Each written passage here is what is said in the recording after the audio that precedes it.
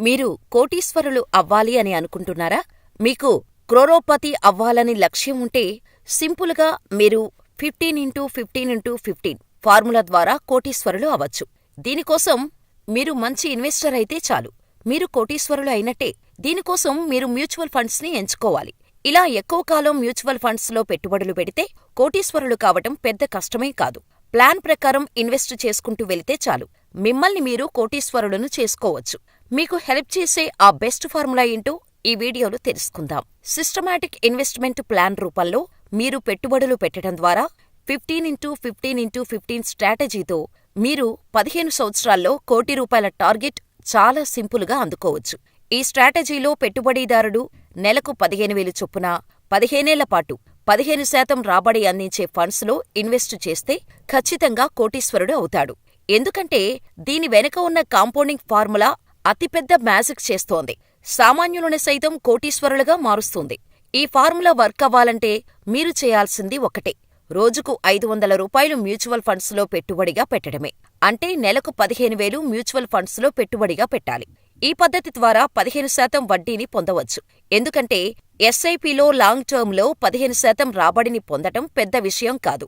ఇక్కడ అన్నిటికంటే పెద్ద బెనిఫిట్ ఏంటంటే చక్రవడ్డీ ద్వారా పెద్ద మొత్తంలో మీరు ఇన్వెస్ట్ చేసిన మొత్తం మీద ఈ వడ్డీ వస్తుంది. దీంతో మీ సంపద పెరుగుతుంది. సో మీరు నెలకు 15,000 చొప్పున 15 సంవత్సరాలలో మొత్తం 27 లక్షలు పెట్టుబడి పెడతారు. ఇన్వెస్ట్ చేసిన మొత్తంపై 15% వడ్డీని పొందారనుకుంటే మొత్తం ₹74,52,946 అవుతోంది.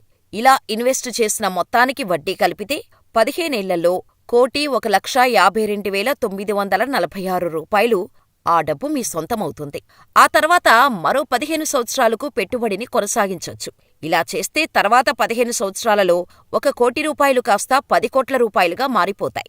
ఇలా 15x15x15 నియమాన్ని ఉపయోగించి తెలివిగా పెట్టుబడి పెట్టినా మీరు కూడా కోటీశ్వరుడుగా మారవచ్చని నిపుణులు చెబుతున్నారు. అయితే దీంట్లో గుర్తుంచుకోవాల్సిన విషయమేంటంటే ఎంత త్వరగా పెట్టుబడులు పెట్టడం ప్రారంభిస్తే అంత త్వరగా పెద్ద మొత్తంలో డబ్బులు సంపాదించొచ్చు. 25 ఏళ్ల వయసులో ఇన్వెస్ట్ చేయటం ప్రారంభిస్తే 40 ఏళ్లకే మీ చేతికి డబ్బులొస్తాయి. అదే 30 సంవత్సరాలకు స్టార్ట్ చేస్తే 45 సంవత్సరాలకు వస్తాయి.